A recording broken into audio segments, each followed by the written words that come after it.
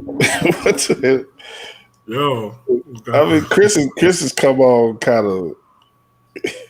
What's going on with you, Chris? Man, you got some good, you got some energy tonight, man. I think last matter of fact, now I remember. Yeah, you was on that last time. I think he's still riding that Chicago Sky High, man. dude, man, that left, and I was in the throes of it last week. Josh and Kyle and Josh know I was not about it last week, and then we got back to roller derby practice last Wednesday, and it was like Okay, yeah. it was better than the UV lamp, man. So that energized you, the That was roller an derby. energizer, and then I will fully admit that Bulls game last night, I was like, woo, let's not. I won't spoil the show, but man, Well, I mean, yeah, that's gonna be part of the talk tonight, of course. So the Bulls have showed out in LA. Some saying they've made the Staples Center the United Center West, and it's hey, they own they. How many teams are gonna say they beat both the Clippers and Lakers in that building this year? I don't know, but the Bulls definitely are looking back. Who's the first to say that? Was Tim Hardaway last week? He that was the first person who said it. I think a lot more people are saying it after what Monday's game. junior or senior? The junior, because after the Dallas game, he said the Bulls are back. Yeah. And, Oh yeah. yeah. So I think a lot more people are joining them and saying that now. And this is, we do the official intro. This is the Running with WARR show. Another Tuesday, getting in the session here with the guys. Four-man boxing one in a minute, hopefully with our guests. But we doing the four corners right now. As Dean Smith doing Dean Smith proud, and Chicago, man, we getting it, man. The Bulls are getting it. The Sky, we know, of course, are champions, and the Bulls are looking like they're inspired to make a championship run. I don't know, man. How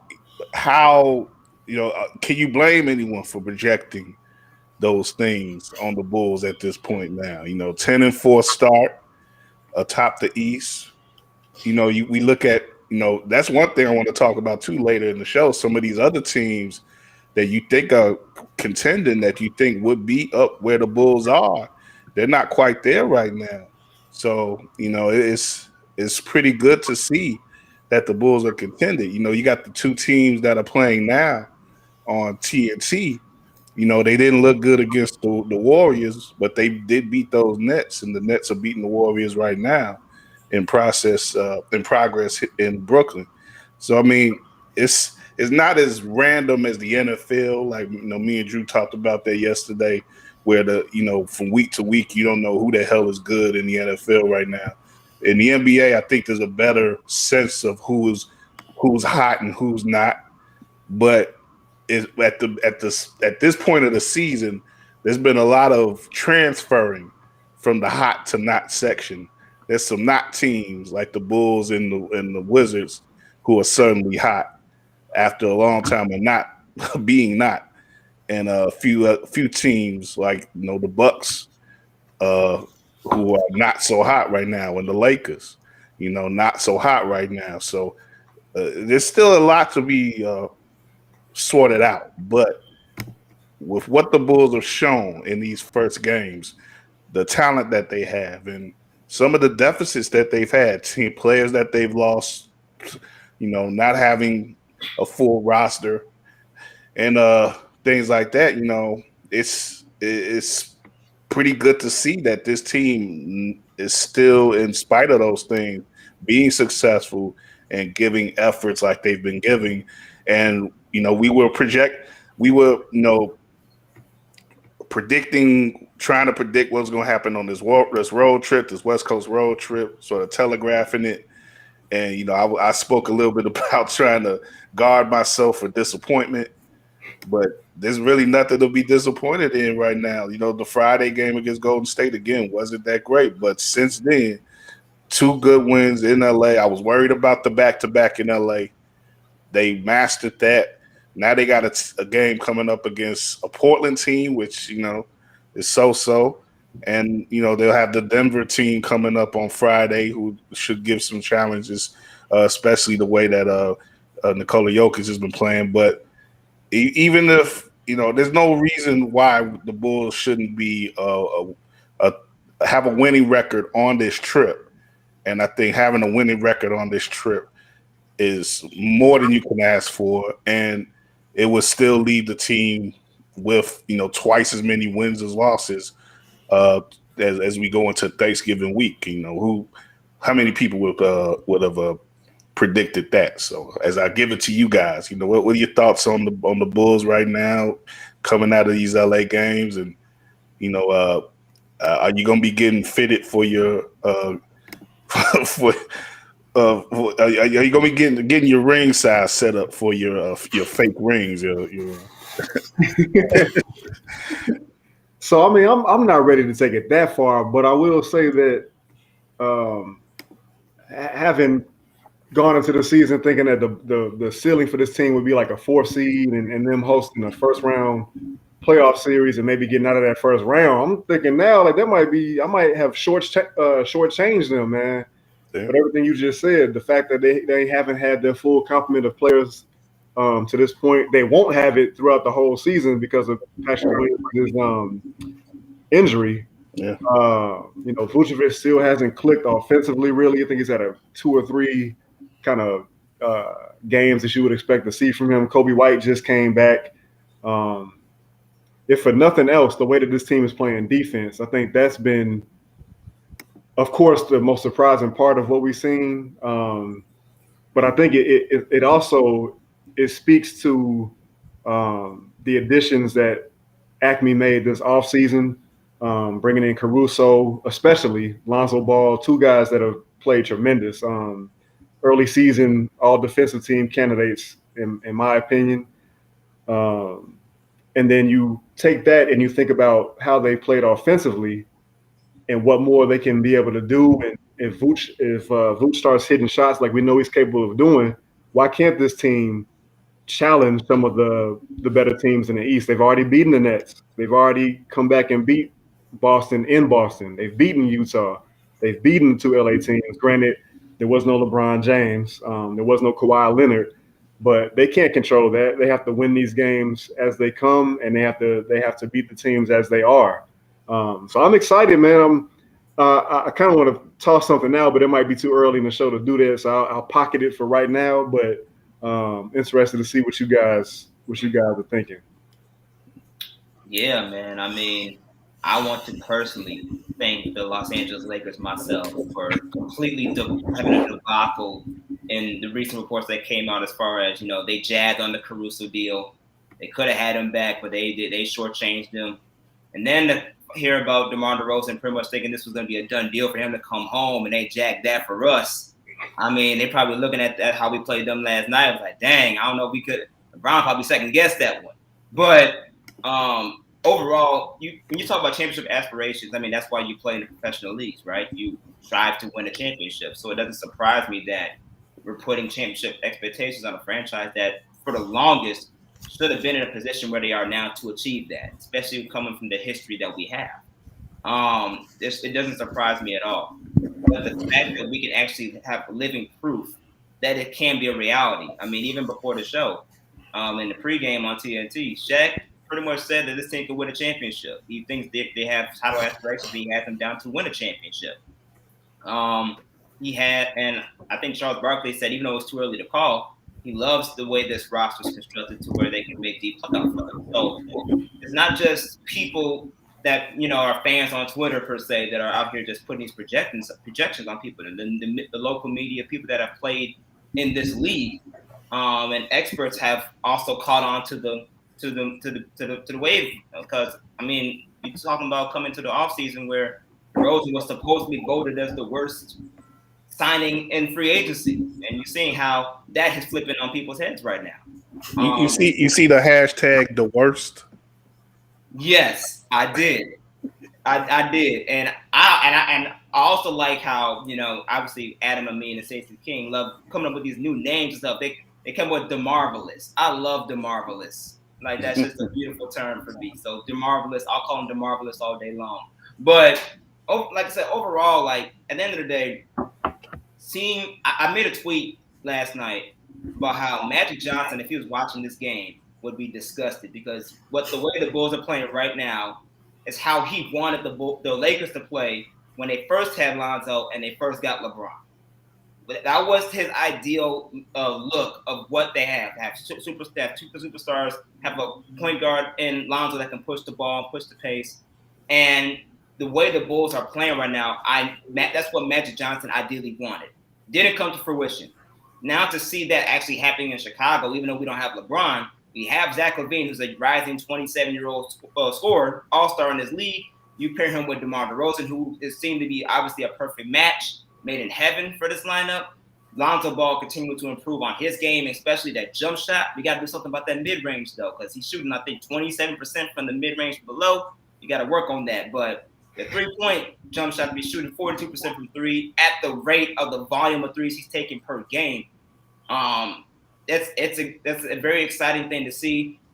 And I think to add on to Drew's point real briefly, aside from the signings of Caruso and Lonzo Ball, we have to talk about the other signings, especially when you're talking about the improvements of Ayo and to me, Derrick Jones Jr. He has been huge in these last couple of LA games when they went to that small ball lineup, especially when Tony Bradley didn't have it together, especially in the Lakers game. Tony Bradley seemed lost in the first half before he finally caught on. But Derrick Jones has really stepped up into that power forward type of role off the bench and really gave the Bulls team a spark that really helped promote and push their runs the way that they did this past couple games. So you got to give everybody credit for sure. But some of these signings, especially the small ones like the Derrick Jones or Javonte Green, and those guys that give the spark and defensive efforts, most importantly, that the Bulls are looking for within their versatility. They're doing what they're supposed to do, and it's an exciting thing to see. Our distinguished guest is on hold with us, Roland Lazenby, best-selling author. Before we go to him, Chris, you got any thoughts?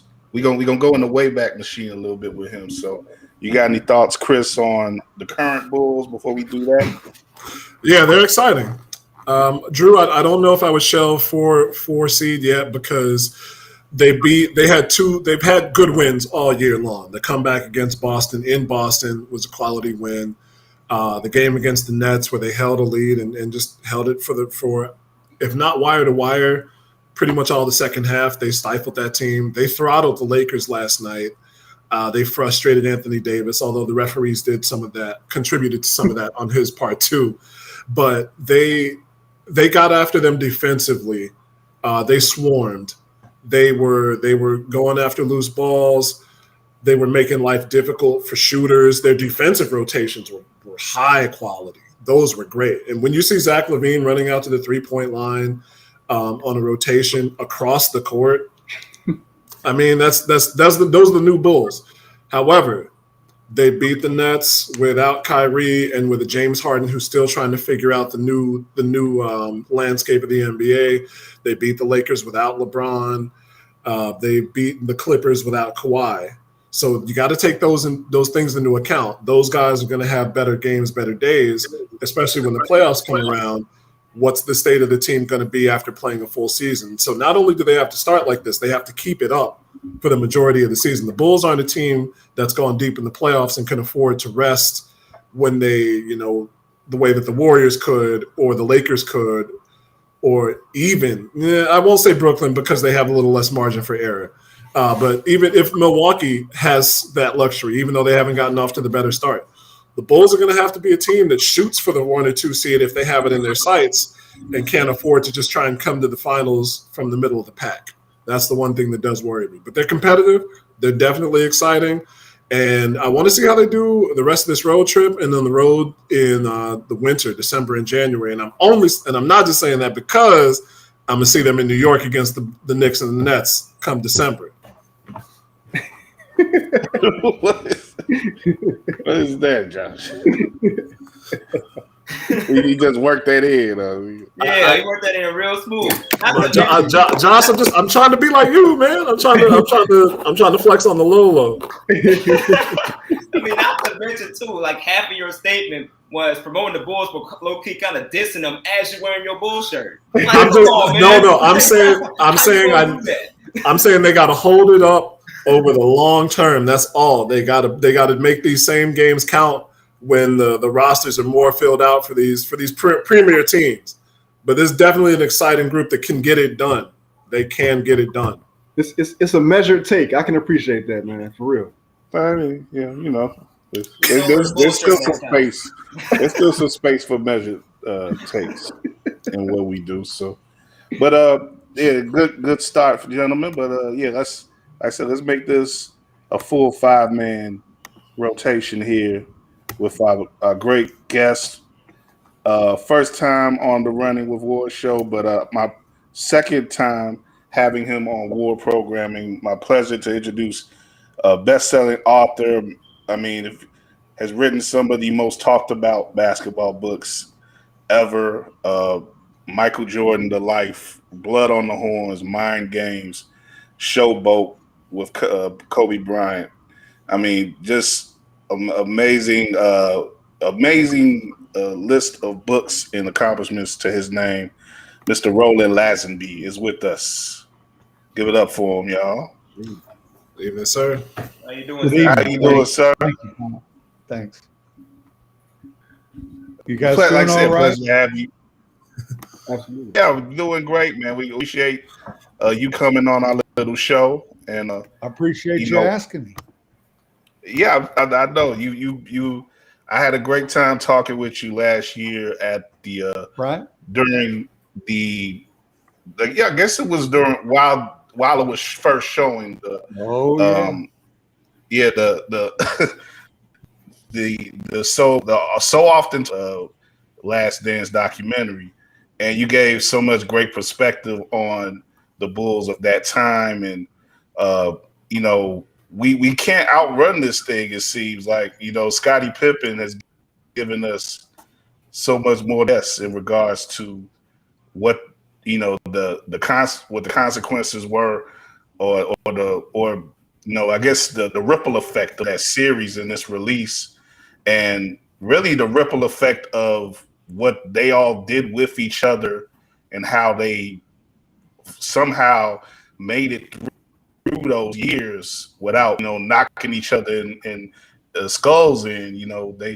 They found some way to do it and be successful as they were, and but like I said, what results from that, it seems to have been a lot of resentment and some undercurrent of resentment, and I don't know if it's envy or just whatever, but at this point has decided to let go of a lot of things and release a lot of things into the public, that some things that we know of and expected because of past reporting, like what you've done and others, but a lot of unexpected ways too, a lot of unexpected details. And the first thing I want to ask you is the thing that actually made me want to get you on the show is I saw a quote, an excerpt that was attributed to you and it was a small story of how Scottie had lost a cat during the first three-peat, and him and Horace Grant had chosen to mourn that and almost derailed the practice because of it. And Tex Winter had to get on the phone and yell at them to get to practice and not worry about actually, I think it was Johnny Bach. Tex would yell about basketball, but Johnny Bach would yell about everything else. But they were young guys, man. Okay. That's so confirming that is you did write that. It hurts, man. What'd you say? I say you are confirming that you wrote that. I want to confirm that you wrote that. Mark Feil, old school. Mark Feil was the Bulls trainer, and he told me that story. I wrote their team history back in '95, came out in '96, And it was sort of an oral history. All these guys telling stories, things like MJ pulling down Texas uh, practice shorts, and there was Texas bare butt hanging out of his jock strap. Just all kinds of foolishness, but it wasn't a really silly team. They, you know, I was fortunate to spend a good amount of time around those guys, and I know Scotty has anger now. He had some anger then, but it was nothing like this then. They couldn't have won any titles if they'd have been fighting over crap like this back then. And they were a great basketball team. Scotty, the greatest teammate probably in history. MJ was the meanest teammate. Everybody in the league was scared to death of him. His own teammates were scared of him, and he pushed the agenda. And I know they have some anger now, but that's that anger may be legitimate too. I just all I saw was a lot of respect back then. Right, and that's one thing that we've already had several discussions about this, and discussions that we've had, discussions that I've heard from other commentators and such, have mostly stemmed from the fact that Jordan did give Pippen a lot of credit. Maybe in the general public, he didn't receive the he may have thought he deserved or should have gotten in any way you can measure it.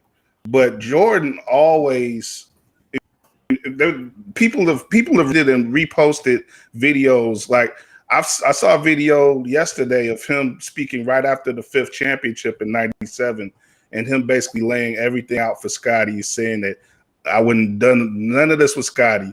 Scotty deserves as much money as I'm making and all that. And I to another podcast today where there was an audio excerpt of him at his Hall of Fame speech saying basically the same thing. So it's like there's example after example of Jordan basically saying that I wouldn't have reached the heights and success that I would have without Scottie Pippen. So regardless of whatever else that's played, the reason he was saying it is because it was obvious for everybody who was there in the building who knew how to look at basketball that Scotty took tremendous pressure off of Michael, and Scotty ran that team. It's just, the things they're angry over probably certainly are off the court and they're after the fact. The one thing I say, Chris, I'll let you say it, right? But right quick, my initial question though is, why would you think that so much had bubbled up inside Scotty, given your experience with the team back in the day? What was there any signs that they just didn't feel appreciated to the degree that seen it in these 20 odd years later?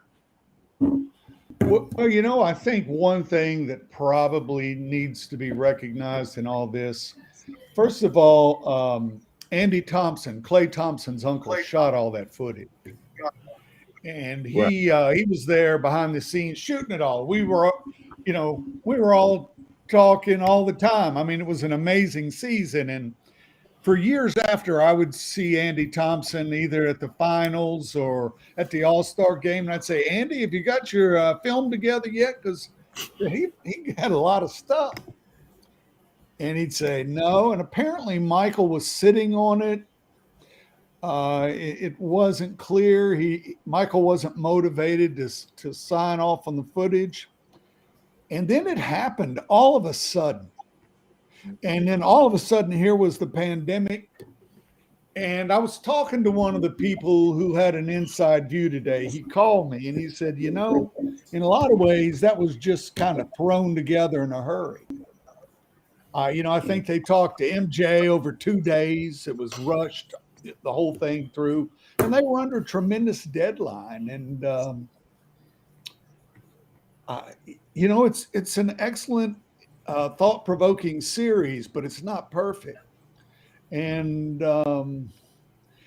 let's face it, if you're going to tell that story, and it wasn't it wasn't the story of that season so much. It was much more than that. It was almost Michael's biography. But if you're going to tell that story, you've got to talk and spend a lot of time with Ron Harper. And I'm sorry, his influence on those last three teams, his IQ, the ball pressure he brought to what they did, his overall game and intelligence. He wasn't a high flyer any longer, but he went on to the Lakers and helped them get it together. And Ron Harper was major. And so when you start leaving, and Scotty had a good relationship with Ron Harper too, right? Oh, they were very close, and with good reason. They were very smart, team-oriented people. It's like Steve Kerr told me, and this was available to watch at the time, but Scotty was a world-class teammate, and as Steve Kerr said, that's because Scotty was human, and MJ wasn't human. And there are teams like that. Now, not on this scale, but if you've played ball, there are certain people who are not human, and then certain others that help everything happen. You know what I'm saying? And in ways small and large. And the thing that disappointed me about all of it, and I know it's hard to recreate that, but just that feeling of being in that building on those game nights, whether you were on the road or you were in the United Center, it didn't matter. Just you knew something was going to happen, and you knew they were going to own everybody, and just about everybody in the league was intimidated, frightened. It was an amazing thing. And then you wrap it up in all the personal stuff MJ had going on with, on one hand, you got the news media, and they were covering the trial about his father's murder and all those events. And the sports writers and people coming in couldn't ask him about that. You couldn't go into a sports setting. It was inappropriate. It was not the place. He was there to talk about basketball issues. And so you would have this basketball conversation, and meanwhile, he was going home and watching the news and eating himself alive over, well, you can imagine the murder of your parent. And then the adjudicating of that in the courts and all the craziness that the courts bring on anything trying to sort out justice. Good luck with that a lot of times. And so the emotion in that season, and it had been building for years. I went there in 94 to start writing the Bulls history. I had done their championship book for the 93 championship, and I was hired by the Chicago Tribune book division to do the history. And I got in the middle. I didn't realize it. I got in the middle of Krause and Phil Jackson right from the start, and there was a war starting. Nobody knew it. But there was a war starting between those two because it was time for Phil Jackson to get paid. And Jerry Krause was the kingmaker. He had brought those guys from nowhere, and now they were pushing to get paid. Phil had won 3 titles as a coach. And so those two, I had supposed to get 5 minutes with Phil Jackson, and he gave me 2 hours. I've used every cassette tape I had in my bag recording what he had to say. And he unloaded on Krause, and I said, whoa. And so I typed it all up, and I listed Krause. I wrote it up as a story, and I listed Krause at like 5'8", 240. And the only thing he changed about all this hard stuff he said about Krause was he marked out the 240 and wrote in 260. And Krause, of course, that started it all. And those guys battled behind the scenes. And, Krause had never been a favorite of Scotty and Michael's, particularly Michael's. And Krause was important in all this. He had, he didn't bring MJ there. He really brought Scotty there, but he brought Phil Jackson there. Phil Jackson, nobody wanted to hire Phil Jackson. He wrote a book with Playboy Press about doing LSD on the beach after he and the Knicks won the 73 title in LA.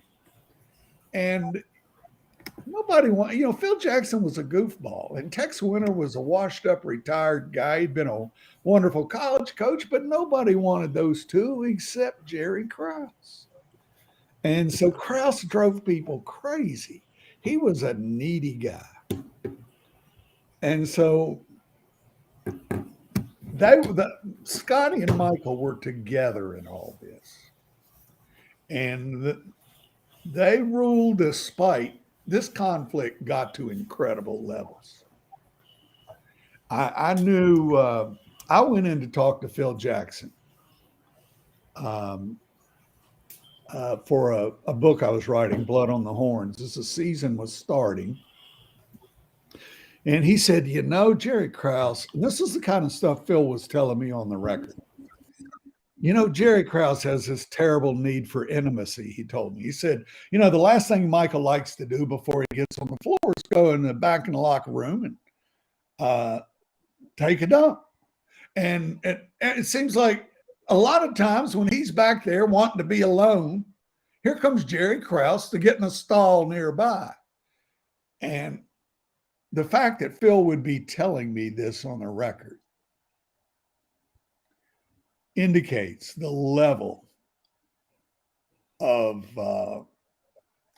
venom that was in that relationship heading into that season. And the thing The Last Dance left out was in Utah in the 97 finals.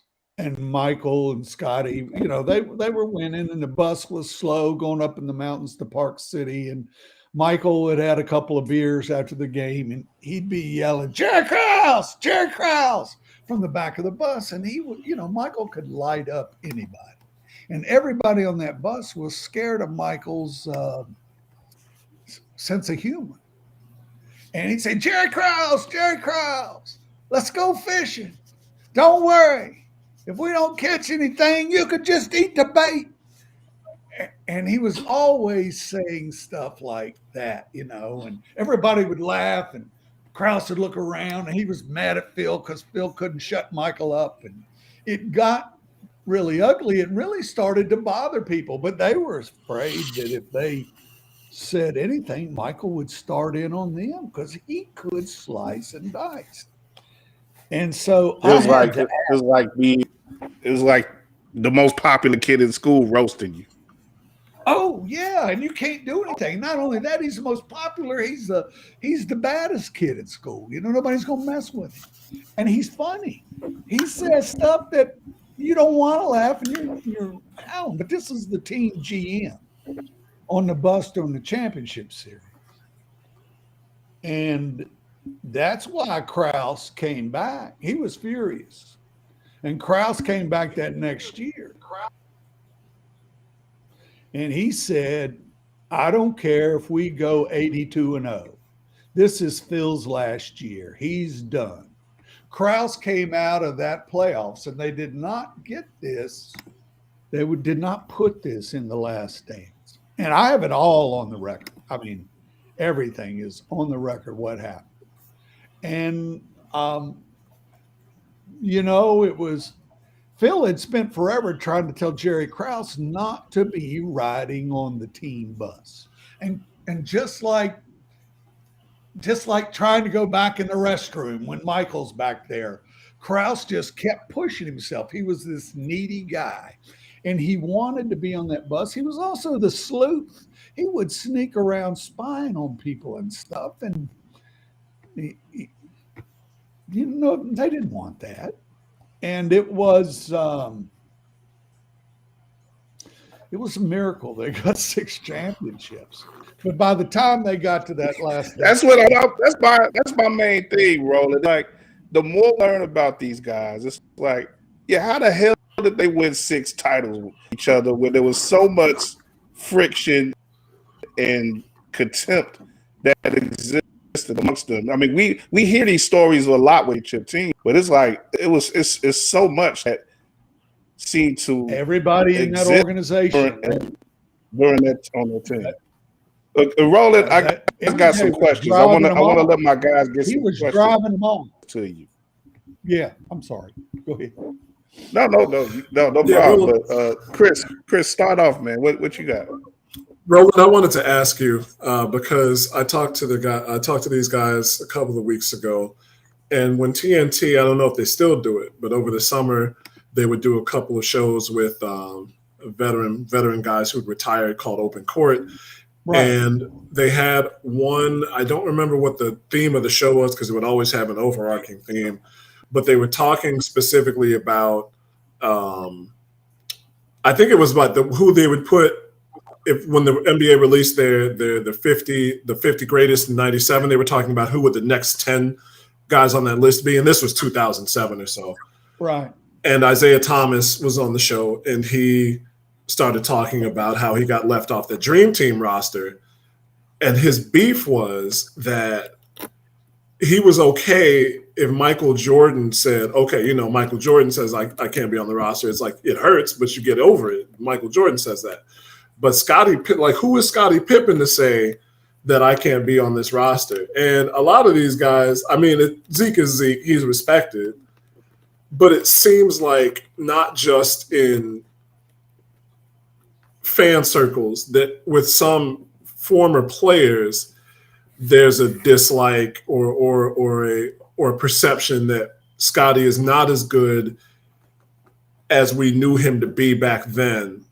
Now, like everybody's legend fades with time, but it seems like these guys just don't think that he was anything special, anything more than a good player. Well, and I wonder if that's, without going to the psychological aspect, because we can't really talk about that, I wonder if that's some of what's driving him now. I'll just deal with the rules first. You can't run the triangle today. They've essentially outlawed it. They cut the timeline from 10 to 8 seconds. The triangle's a 2-guard front. You got 2 staggered guards. You're bringing the ball up. The whole goal is to control tempo and to make sure if you played 10 minutes of pickup ball at a YMCA, you know that whatever you do, you got to get back. That's number one rule of basketball. And the triangle was built for that with that 2-guard front. And so they cut the timeline to 8 seconds. So that staggered thing didn't work anymore. This is not my opinion. This is Tim Cohn's opinion, who won 22 championships with the triangle in the Philippines. But the other thing they did is they cut the shot clock to 14 seconds on the offensive rebound. And all those beautiful offensive rebounds Dennis Rodman got back in the day, that wouldn't matter. You couldn't set up and run. You couldn't run the triangle. And that's what Phil Jackson didn't understand. Poor Derek Fisher took it on the head when he was coaching the Knicks in 2015 because the game had changed. They sped up the game to speed up scoring, and they've made a lot of money doing it. But it's a suits decision. And so all of this brilliance that was Scottie Pippen, from the defensive end to the offensive end, all of the many things, the magnificent play, night after night after night, is sort of walled off in a tomb. People today watching the game couldn't fathom how it was played back then. And it was a beautiful game. The current game has some beautiful moments. The game wasn't always beautiful back then either, but it's really had a lot of butt ugly moments since the rules changed so dramatically.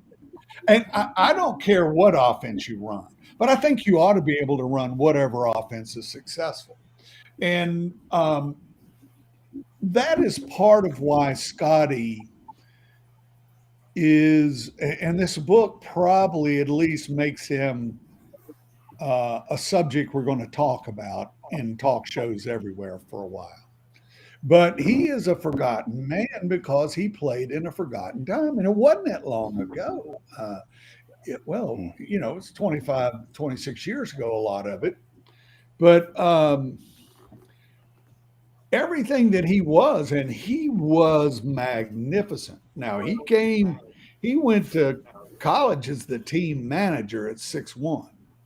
Dennis Rodman didn't play high school basketball. I mean, the stories on the Bulls of these guys who went to Hall of Fame greatness, well, all that also flies in the face of we're flying around. I've been an AAU coach. I know the thing. We're flying around kids in jets at 12 and 13. They're already on the recruiting list. And that may be good or bad. I don't know. But that wasn't the world that these guys came out of. And so Scotty had not been on scholarship his whole life. Scotty came up in pretty tough circumstances and acquitted himself well along the way. He was, as Steve Kerr said, a human being. Do you think that there's a perception from outside? Because a lot of those guys who are on the panel, Isaiah Thomas, Shaq, Steve Smith, they played in that same era as those guys. These weren't guys coming, just after with the rule change to open up scoring for backcourt guards like Nash. Did you see any of that from other players who came in after their careers? I like Isaiah. I did a lot of work with the Pistons before I did a lot of work with the Bulls. But Isaiah had his conflicts. And he ended up in, the 92 Dream Team. In all honesty, Scottie Pippen was important, but the one guy they wanted was the one guy that had all the charisma and all the global following. They wanted Michael on that team. That was going to make it a huge media event if they had Michael Jordan. And the other guy they wanted was Magic Johnson. And Magic and Isaiah had a brutal falling out. I'm not even sure Scotty needs to be involved in that conversation. Was he respected? You better believe it. I remember when the Bulls couldn't beat the Pistons, and I covered those series. And they kept trying, and Scotty was this young guy that had to grow up and get tougher. He had the migraine in the key game in 90. And Michael said, fuck him, let him play blind. And Phil put him against Michael every day in practice. And Scotty had to go against Michael. And that was just really trial by fire.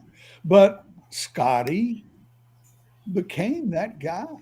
And it blew up the NBA. And I remember the Lakers went to play Washington. And that was the two teams that Jerry Krause had scouted for. He'd scouted for the Bullets. He had been big in the signing of Earl the Pearl Monroe. And he scouted for the Lakers for Jerry West. And so he was now the Bulls. This was the spring of 91. The Bulls were blowing up. Scottie Pippen had come into his own. And I went to Washington to cover that game. I wasn't thinking about doing anything on the Bulls. And here's Jerry Krause. He had come down there to that game, to the two franchises that regarded him highly. And he just hung outside the locker room just to gloat and for people to talk to him. And he was lonely out there. Nobody was talking to him. So I went over to talk to him. The reason I even remember this is because I've been working on a Magic Johnson book for 3 years. And I'm going back through all my tapes, and I found this tape in 91 where I'm there talking to Jerry Krause. And it's like early April, and he is just full of joy.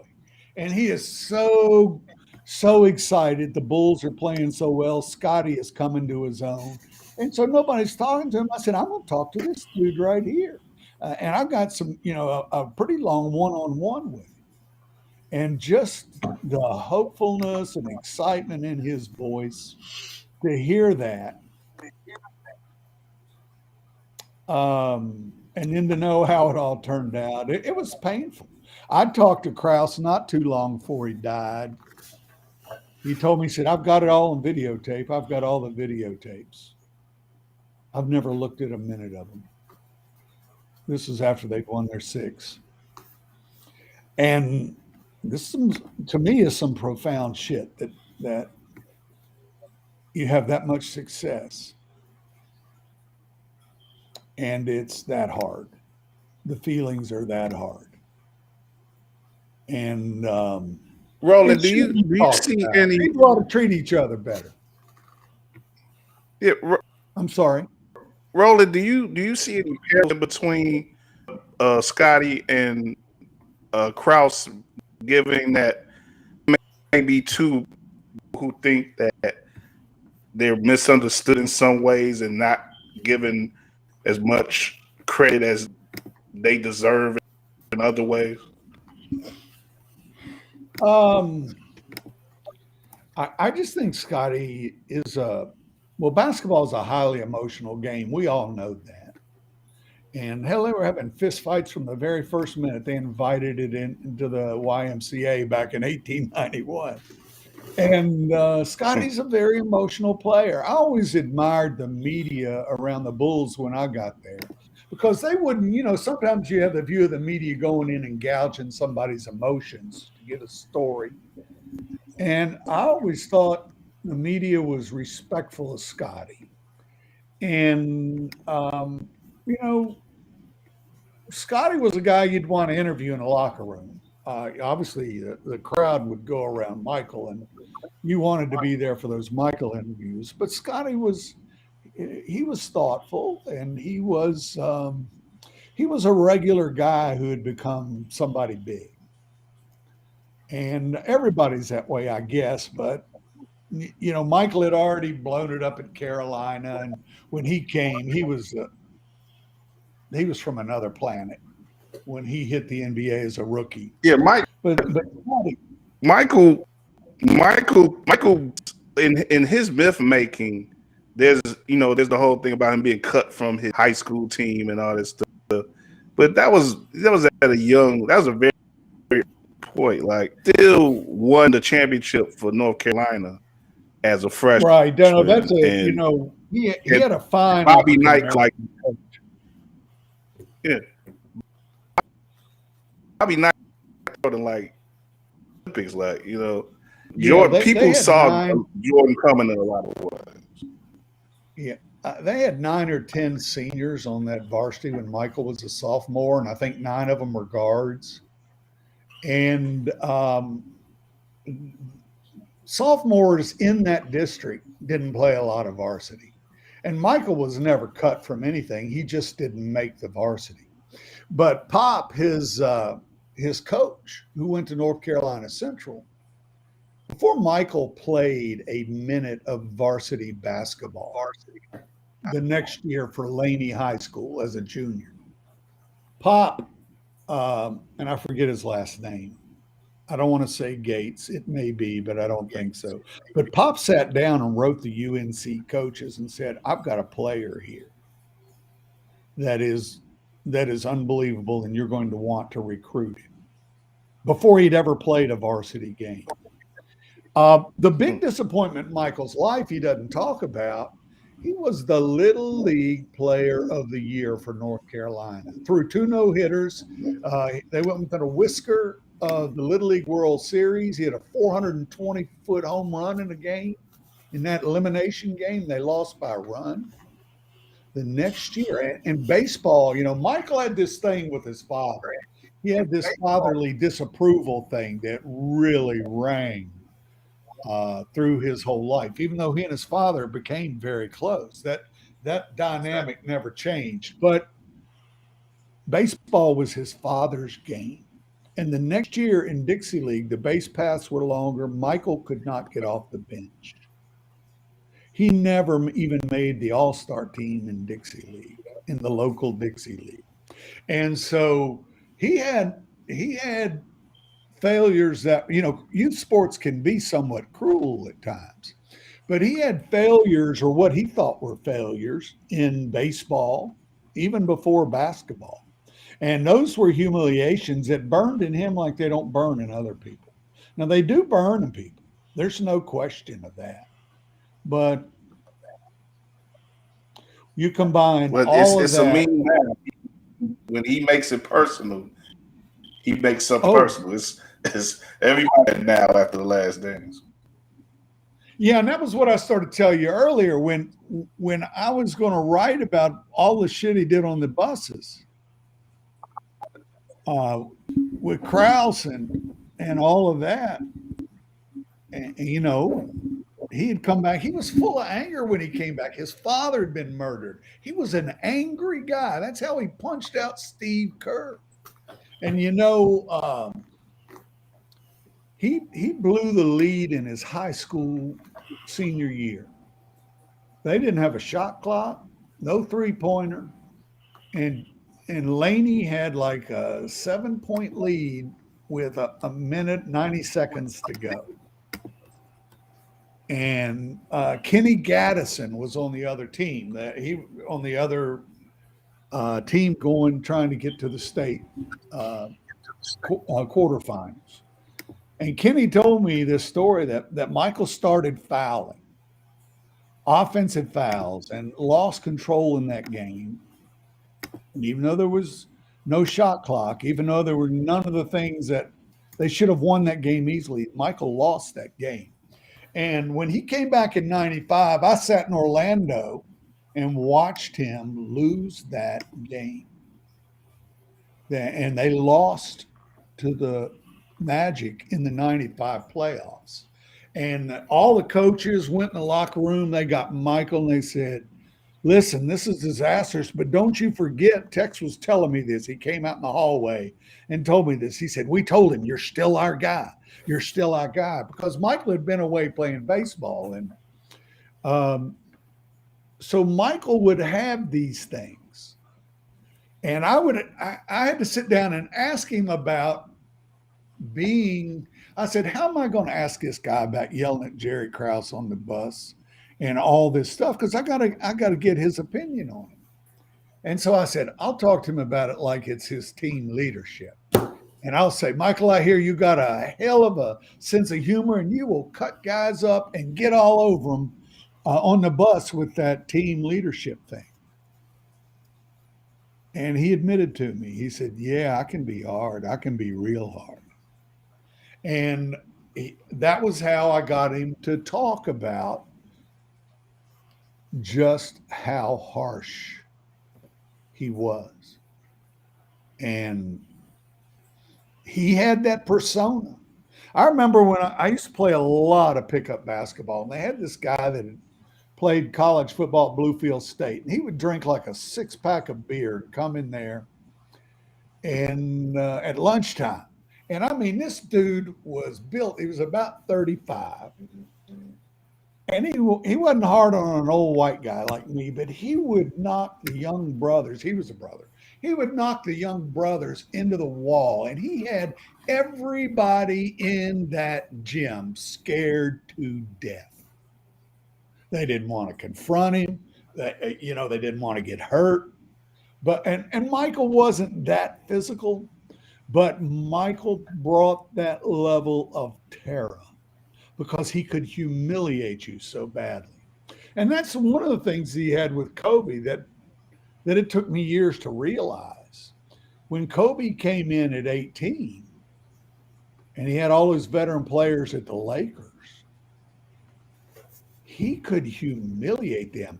And the people at the Lakers would tell me, you cannot believe how much pressure Kobe put on his older teammates. And Michael did the same thing when he got to the Bulls. All those guys, all those older players on that Bulls roster, they did not want to get it in practice. Opponents did not want to get it on the floor. It was a different thing psychologically. And it took people, they're just watching a basketball game. It takes people sometimes years to decipher all of that and the psychology of it. Yeah, Roland. I'm sorry, I run off about this stuff. Forgive me. No, you're good, man. It's all great stuff. For me personally, one of the things I was blessed to do over the pandemic when The Last Dance came out was talk to someone that I thought at least could have had a mention in the Last Dance when it comes to the Bulls, is Craig Hodges. as someone that, you know, not only played with Jordan, but especially when he talked about his Jordan's relationship with Kobe. You know, Kirk Hodges is one of the few people that coached Kobe as well as played with Jordan. And he played for Tex Winter in college. He knew the triangle inside out. Yep, exactly. So I was wondering if you got a chance to talk about him, and what is your viewpoint as far as you mentioned how Ron Harper should have been in the Last Dance? Do you think Craig Hodges should have been in the Last Dance? And you know, and as far as his role with how he contributed to the early part of Jordan's first couple of championships and the relationship between them, especially when it comes to Scottie and Pippen as well. Yeah, you know, it's not easy. And yes, he should have been. The problem was that, it was a series. There was a lot of tape. But it's hard to get on. And they were throwing this thing together. They had to. You know, they were in a rush. And they interviewed Michael over 2 days. It was just like, and, you know, everything was what? Slam, bam, and no time to think about it. I'm sitting here with an 850-page book on Magic Johnson. I've traced his ancestors back to the 1830s. I want to contrast. I view these major figures, I view these as Black Power stories in a large cultural sense. And I want to contrast them with all the people they came from and look at that on a line, a continuum. And we talked to all these people in the NBA about Magic, and the editors at the publishing company want me to cut the book in half. And they want me to go through and take all these people that have their stories, and they want me to rewrite them in my own words and keep it real short. And so I can't, it's driving me nuts. There's no way I'm going to rewrite what these people have to say. All the different stories about Magic or why you would even bother to pick up a book like that. And so I don't want to come across as too critical about The Last Dance, because I think it's a major thing culturally that I think it's important. And yet it's hard to get everybody in. That's a long answer for you, but and it's hard to cut them out once you get them in. I mean, that my buddy George Mumford, you know, the great mindfulness guru, team psychologist, they interviewed him, and I was interviewed by Andy at the time. Andy shot like 30 minutes with me back in '98 during the Last Dance season. But none of George's stuff made it, and Michael credits George with allowing him to live a life outside of hiding in his hotel room. And George Mumford is a major mind. He's a great guy. He was Dr. J's roommate at UMass. He knows the game, everything. And so not getting Craig Hodges in there, they were just, you know, they're under pressure. These Hollywood guys want them to follow storyline. And they don't want to, you know, they ended up with the 2 dramatic stories they talked about, Scottie and his family and his dramatic thing. Oh, actually 3, Dennis. And, you know, I'd known Dennis I from his early days as a Piston, and his story is dramatic.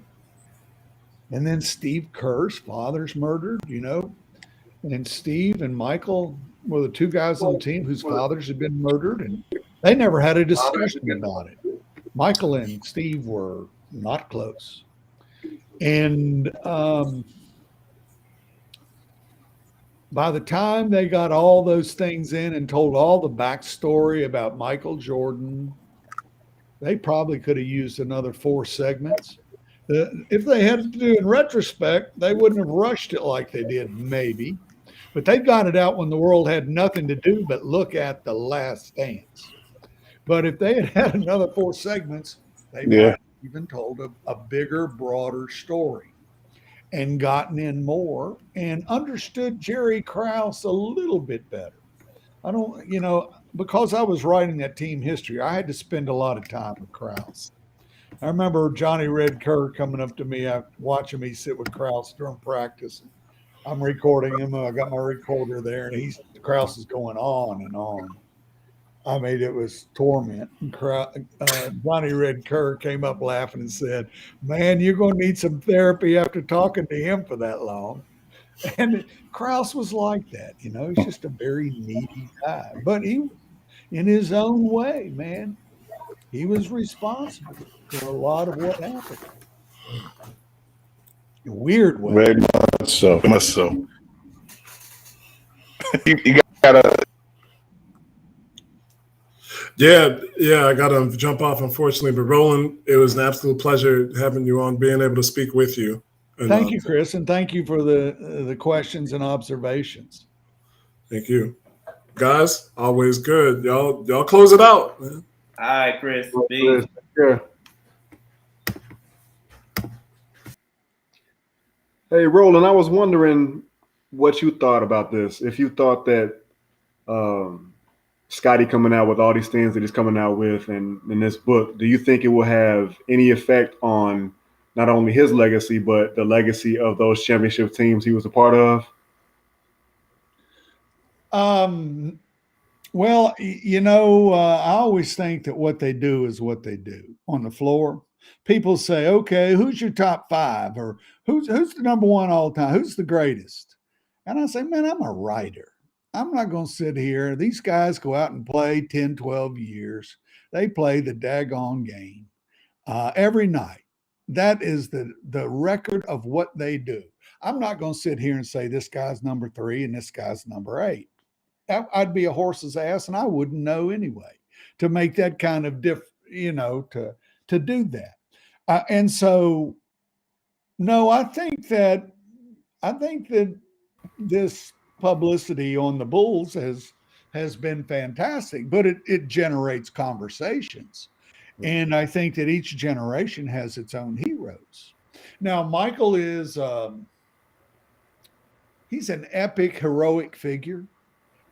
In 500 years, if they're mentioning the United States, and United States, you know how it is. You might get a few paragraphs on China and, a sentence on Poland, or Michael's going to be in the sentence.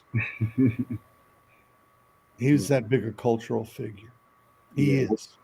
Well, these are important things. These are not just basketball games. This is cultural congress. This has been after hundreds of years of criminality. This is how we learn to get together and to be together and to appreciate and love one another. And my magic story is about integrating and busing in the 1970s. And Magic's this incredible teenager who leads everybody in the community along. And literally that happened. That's not me blowing up the story. This is what happened. And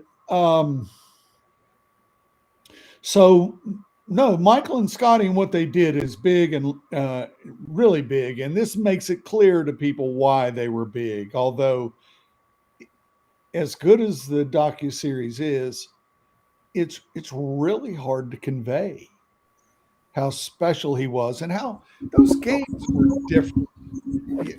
You just didn't take all those ugly shots back then. They would not allow that stuff. And I do think that it's painful right now, but I think ultimately that means those guys might have a chance. I don't know. I don't think. They've shared so much. I don't think they're going to sit around 500 miles away and stay pissed off at one another. I could be wrong. Jerry Krause went to his grave, and people as they get older, all of my uncles got in a fight, and they all went to their damn graves without reconciling. So people do that stuff. Yeah. But I find it hard to believe that Michael and Scotty would. Now, Scotty's angry. I think that book reflects his anger. When I talked to him then, he was very respectful of Phil. You know, he would joke a little bit about Michael, but there was never any, you know, when guys don't like somebody, they'll let you know. They'll say little things and do stuff, and that kind of stuff festers. That doesn't take long. There was none of that. You didn't have anybody saying, damn, I hate being Michael's teammate. Excuse me. It wasn't easy, but you didn't have anybody pissing and moaning. They were a little worried about getting accused of being one of Jerry Krause's spies or something every now and then. But it was, you know, it doesn't take long to remember what it's like to be in a petty locker room. And that was not a petty locker room. They were the world's greatest. And they were loved all over the globe. In any building they walked in, people got out of the damn way, I'll tell you that. And it was a special, special feeling. And so that's what was so hard for me when Krause said he'd never even looked at all those tapes. I do want to throw a curveball at you here a minute. Think about this. There's a coin flip between the Bulls and the Lakers for the #1 pick in 1979. It's obviously going to be Magic Johnson. Could you imagine and Magic wanted to go to Chicago. He wanted to play with Artis Gilmore. He wanted to be near his home. Could you imagine, just think about this, if Magic had gone to the Bulls? Now, Michael might have never gotten there because the Bulls would have gotten much better in a hurry. We wouldn't know a hell of a lot about Pat Riley. He would have never coached Showtime. We'd have never had Showtime. Kareem, I don't know what would have happened. The Lakers had a good point guard in Norm Nixon.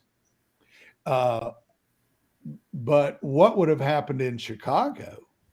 I don't know if there'd ever been Phil Jackson there, or even if the Bulls had been sold for a joke to Jerry Reinsdorf.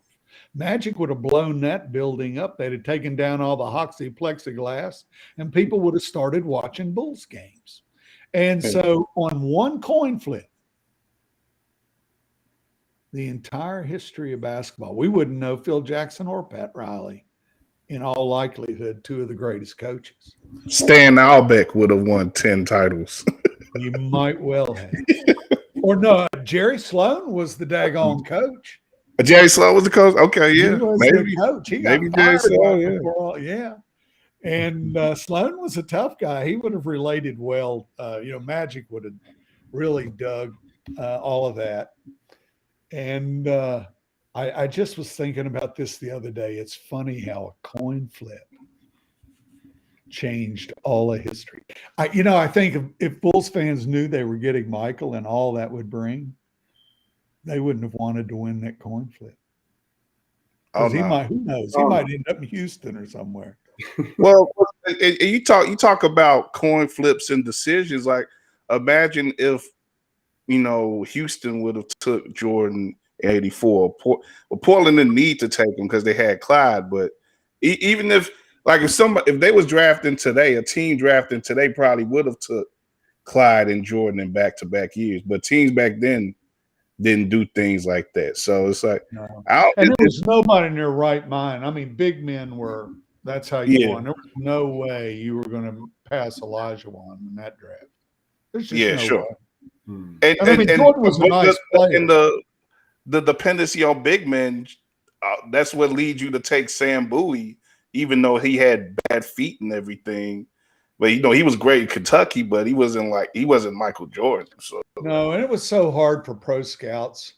They hated Dean Smith because the Carolina offense was just so contained. It was such a system offense. The pro scouts never got to see what the players could do. And so they really didn't know what they were drafting most of the time because they hadn't seen if guys had the kind of skills that translated to the NBA.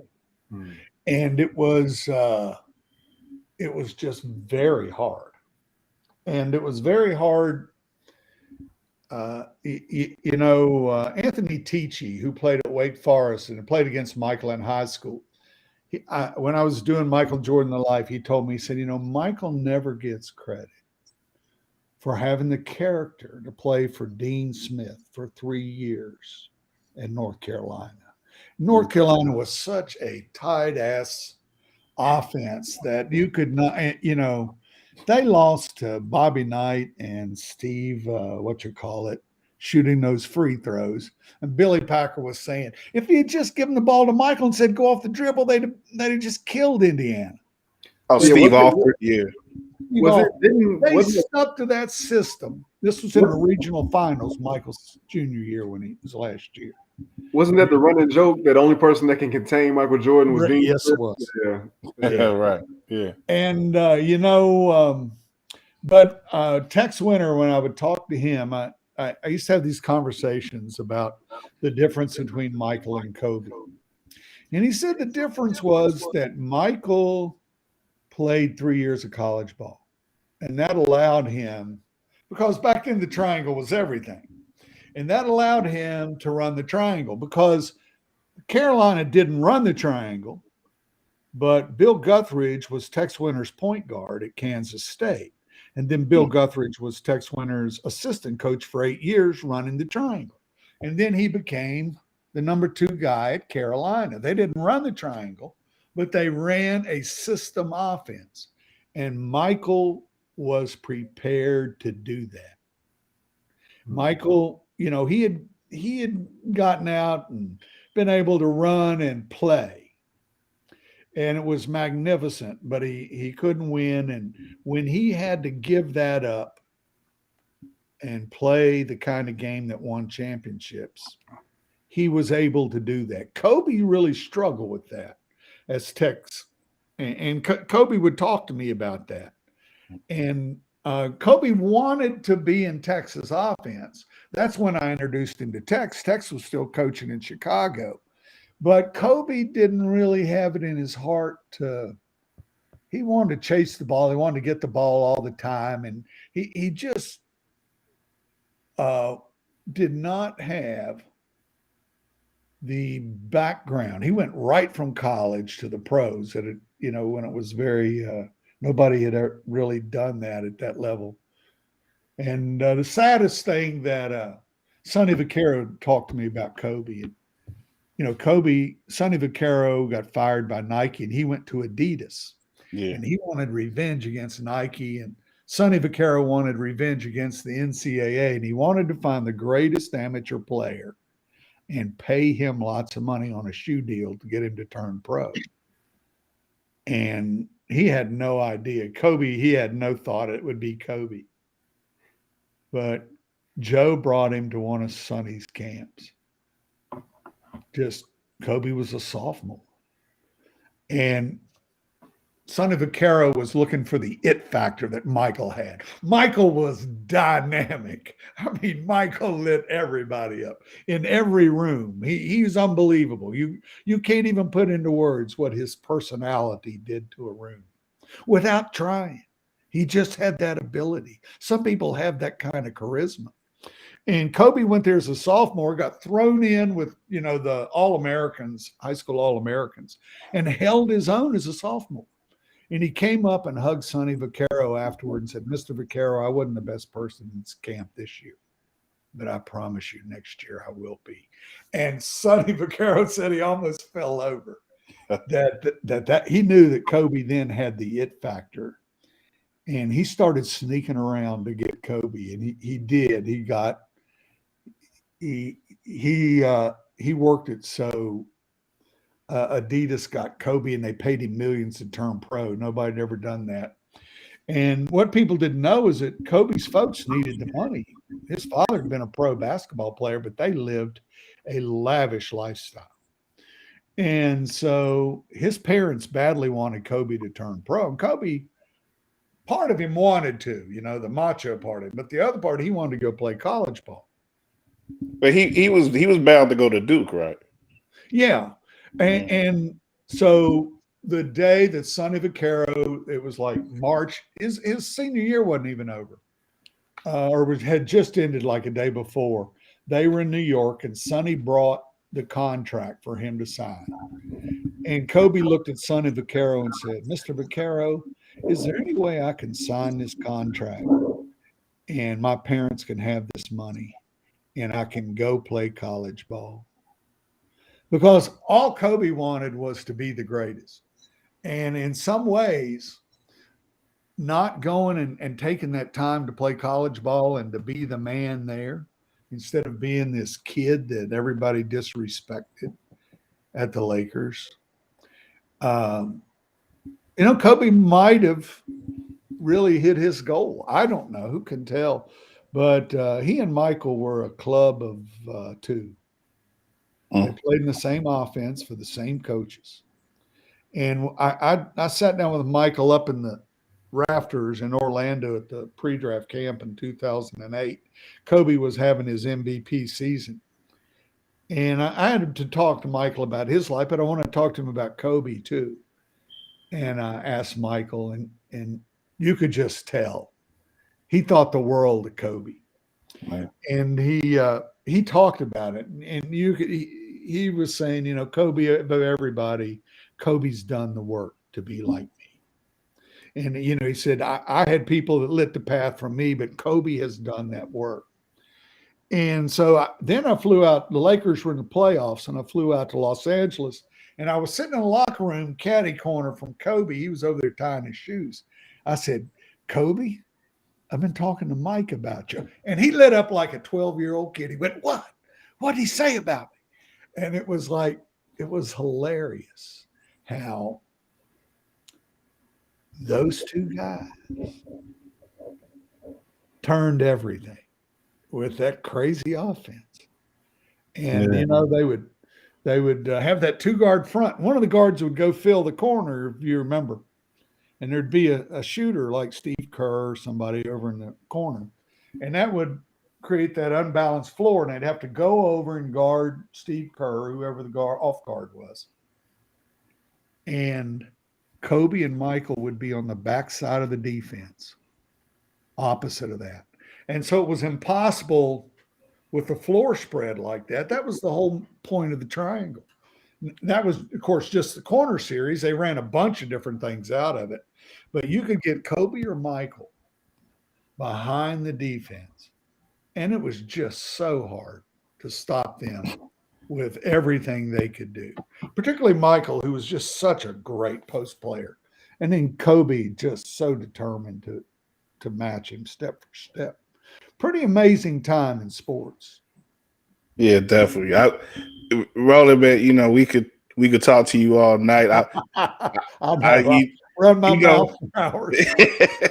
But I may have missed this while I was having my technical difficulties. But I know you mentioned the Magic book. Yeah. And you have a release date on that yet? Oh man, they keep pushing that out there like tax season. It's now 2023. I've written it. I've just got to try to find a way to keep cutting stuff out of it.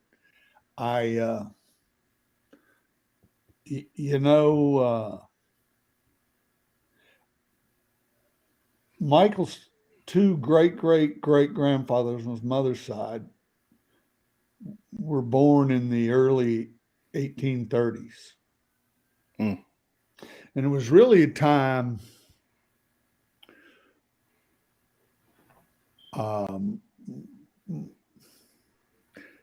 it was a time when all white people really went crazy. Now, they'd always been crazy, don't get me wrong, but they really went crazy. Nat Turner's rebellion made them crazy. And that's not my opinion. That's all my research and all the writing and all the things that began to happen. And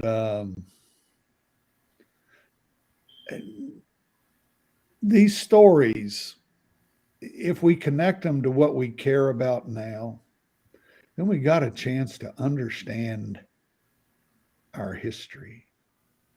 Definitely. And to stop all the games and just be honest about the story of this country. And so I do try to cram too much in these books, but Well, you're definitely an educator too, Roland. I know you spend a lot of time teaching as well, and that's one of the great aspects about your work and your books, man. You like say you give that information that so many of us, rely on and use to provide context for these amazing lives and these amazing teams. So we appreciate that, Roland. I was those gonna are say kind words. Those are kind words. I'm glad to provide them for you, and we definitely gonna have you on before that book release. I was gonna say we'll have you on then, but I think next time I'll try to bring you on around the time of Kobe's maybe around the time of Kobe's and not anniversary but Right. marking of his passing, and maybe we could talk some more about him and your run-ins with him and we gonna move along, man. Like I said, thank you guys. I Appreciate I you want having to take me. up too much more of your night, but I'm an old like I said, man. we've had a great It's easy for me, man. You guys got things to do. I'm just an old guy. yeah.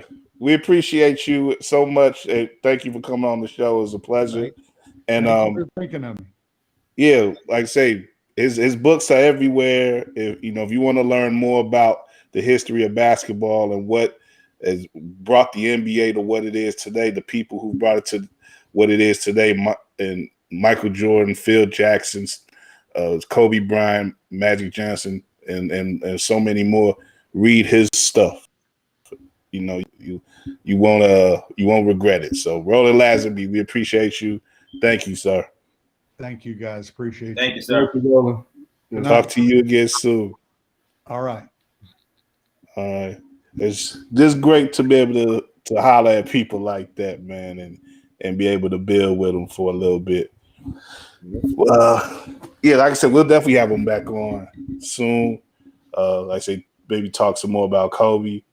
And yeah, like I said, I wish, like I said, if I had my stuff messing up on me as it were, I might have got to a couple more subjects and with him and stuff.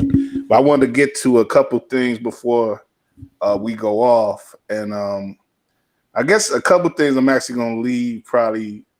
I think maybe I'll do another Twitter space thing tomorrow before the Bulls game and talk about some of the things that I was looking to talk about today.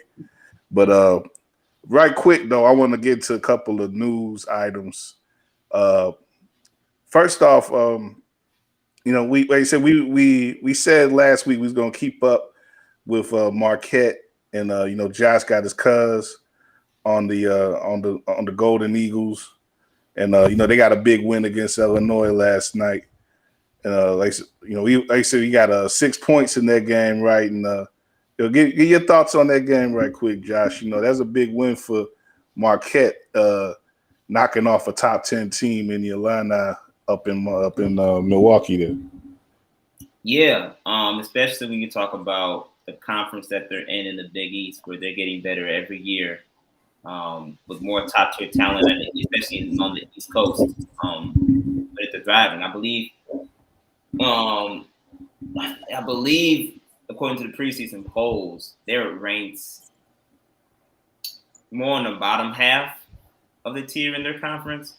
So for them to be able to get a win like this shows that the potential to overcome the odds, especially under Shaka Smart, who we know Shaka Smart is a good coach that has really come up in the ranks over his time from VCU to Texas, and then be able to come back home and bring that same intensity to Marquette. Like watching that game really reminded me of what Shaka Smart was really about: the full court pressure, 90-foot basketball pressure, 24/7, open your grill defense, and how it correlates to today's offense, which was one of the things that actually he struggled with during his time at Texas, getting that offensive game flowing. And it seems like he's learned from that a little bit and transformed some of that offensive game to Marquette, and it showed. I think the Marquette did a great job on I can't.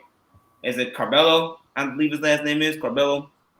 They did a great job on him defense down the stretch of that second half. They did a great job defensively to get him to turn the ball over and get him out of his element, which really disrupted U of I offensively and what they like to do.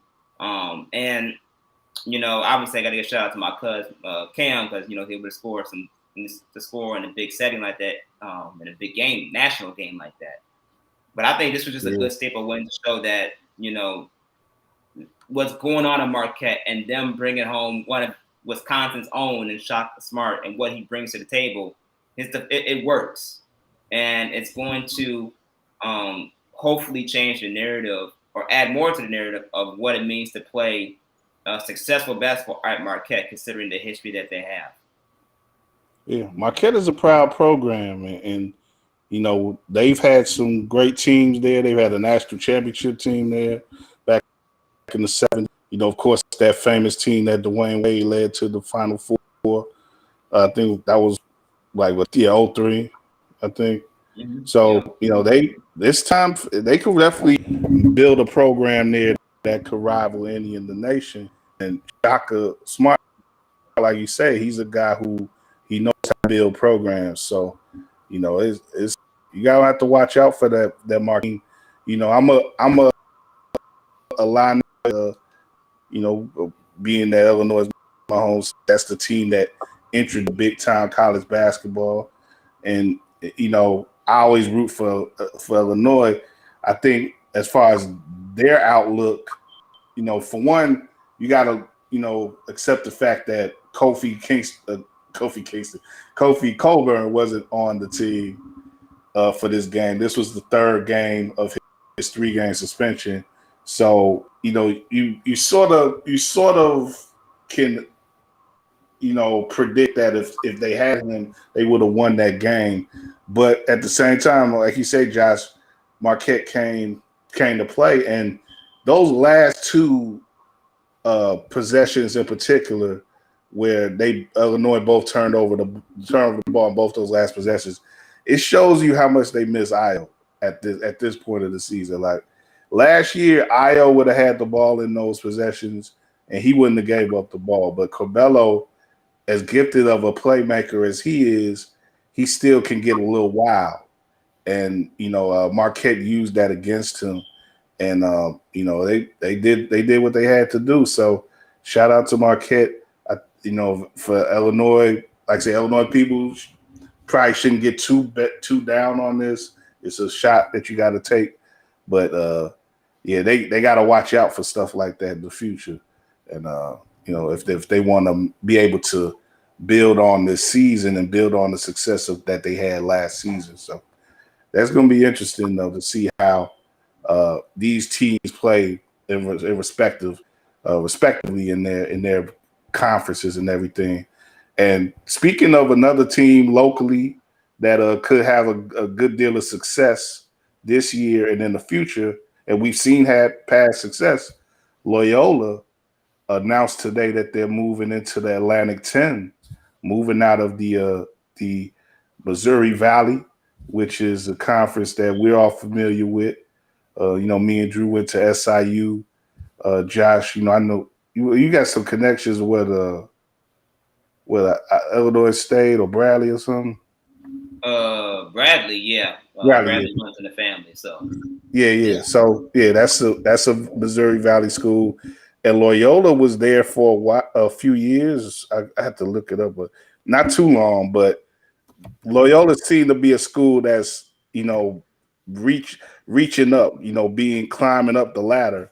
And I think this is definitely a move where they bump themselves up a little bit. They bigging themselves up a little bit by getting into the Atlantic 10, little more, bigger schools, bigger, dealing with some schools on the East Coast, New York area and stuff like that. They made mention too in a report from NBC Sports Chicago that there are a couple other Jesuit schools. And, you'll know what Jesuit schools are. Those are, that's what Loyola is. It's got this religious affiliation. and people who run the school, so they feel at home with those type of schools. And I think they mentioned Fordham, St. Joseph, and St. Louis University are all Jesuit schools, and they're already in the 18, and those are all big city schools as well. Uh, Fordham's in New York, St. Joseph's in Philly, and St. Louis, of course, is St. Louis. And so when you have Loyola now in Chicago, you have that big city element, and for the conference, which they like to, conferences like to have that placement in big cities, part of why the piece. And sort of like I said, I think it's a from the reports of the details of the reports, it seems that both Loyola and the A10 are very happy with this news that's going to start next year, where they're going to be playing ball in that conference. So I'm being interested to see schools like St. Joseph's and Rhode Island, and I think VCU was in the Atlanta too. A couple others coming into town, seeing how they play. So as far as the Missouri Valley go, having Loyola in the Valley, it makes it it made it a little bit more prestigious. But them getting out sort of makes it a little easier for schools like SIU and stuff. But they bringing in Belmont in the Valley for next year. And Belmont, if anybody who really follows college basketball knows, that's been a pretty solid mid-major program for a while now. So a little bit of addition and subtraction there when it comes to these conferences. But yeah, we'll see how those things develop. But big up to Loyola, big up to Drew Valentine. I think this move is another plus for him going forward. Like Drew Valentine has a chance to really succeed at Loyola and be like a guy who can have success there for another 10 years. And going into a bigger conference like the A10 probably helps him it'll probably help him with recruiting and stuff. He could go to East Coast kids and say, look, you're gonna play, you could play at home when we travel back here to the East Coast, and you'll be on TV to a certain degree when we play on, you'll be on TV more than when we were in the Valley. So yeah, it's like I said, a lot of pluses involved in that. So shout out to Loyola. And I guess the last thing I'm gonna mention is they came out with a report this afternoon about Paolo Banchero, the big freshman star at Duke, getting a DWI. And he was in a car with Coach K's grandson, another who also has played on the team, Savarino. And that's I wonder how that's going to affect the Duke program. They got this final year for Coach K and everything. Michael Savarino is the Coach K's grandson, and I guess as of now, the reports is that Banchero isn't going to be suspended or anything. But who knows? That might could change. So I don't know if Duke, they may have to watch out there. Defense something you play with. No, not at all. And it'd be interesting to see how, how that actors, how the school or just the NCAA might react moving forward. I know there may not be anything that's set in stone for right now or that's been determined, but I don't know, man. I don't know. Like you said, that's something serious, and I wonder how many other programs or other coaches around the country behind closed doors be wondering what would happen if that was their program or one of their student athletes. Yeah, in terms of like the scrutiny. So we'll see. Yeah, it only aids to the narrative of what privilege really is, right? Depending on what could come out of this, these are top tier talents at a top tier prestige legendary program where they may not get certain, they may get away with certain things compared to other schools that may have dealt with this. but at like a lower level, and they have different consequences. So it really just aids to what the conversation of privilege really is going to play in the NCAA, especially considering that the NCAA has changed or is changing so drastically because of NIL and players making money off of their image and likeness and things of that sort. It's like Drew said, it's going to be very interesting to see how this narrative comes out. Yeah. Last thing was we'll mention.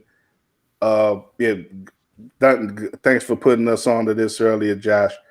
Michael O'Brien of the Sun-Times tweeted earlier today that Sierra Canyon, home of Bronny James and the young Wade and what's the kid? The kid from here, Bailey. Yeah, Amari Bailey. Yeah, they're coming to Chicago to play Simeon in a big showdown. I think this coming February. So that's going to be a lot of hype surrounding that game on the high school level. I wonder where they're going to play that. It's at the Pavilion. Well, Credit Union. They're playing at Credit. Oh yeah, well the former UIC Pavilion. They are playing there, and that's interesting because they're supposed to have the tournament or the showcase coming up in a couple weeks at the UIC Pavilion, or unless they haven't moved that back. Have it? That's not going to be a part of that, is it? I don't think so. Chicago, yeah. So I guess it's still coming up. That's still coming up in a couple weeks. They usually have that early December, but this is going to be a separate thing in this coming February. And of course, Sierra King gets so much attention because of Bronny James and everything. So Chicago's going to get to see them up front, and I guess for those kids in that program, that is definitely something that they saw as a chance to challenge themselves. So. And you come to Chicago and you play the Chicago program essentially in Simeon. Man, that's the Simeon kids going to have to represent. I don't know. We got to bring somebody on. We may bring your guy on from Julian in the next week or two, Drew. Oh yeah. To talk about some high school stuff and get a sense of who's going to do what in the city this year.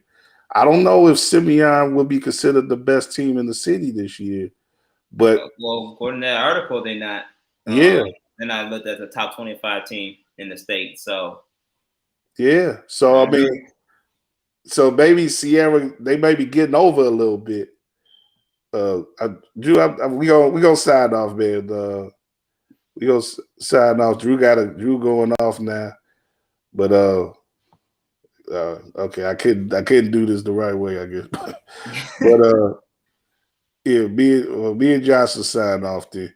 But yeah, like you say, yeah, from the early report is that Simeon that's not necessarily gonna be the top team in the city this year.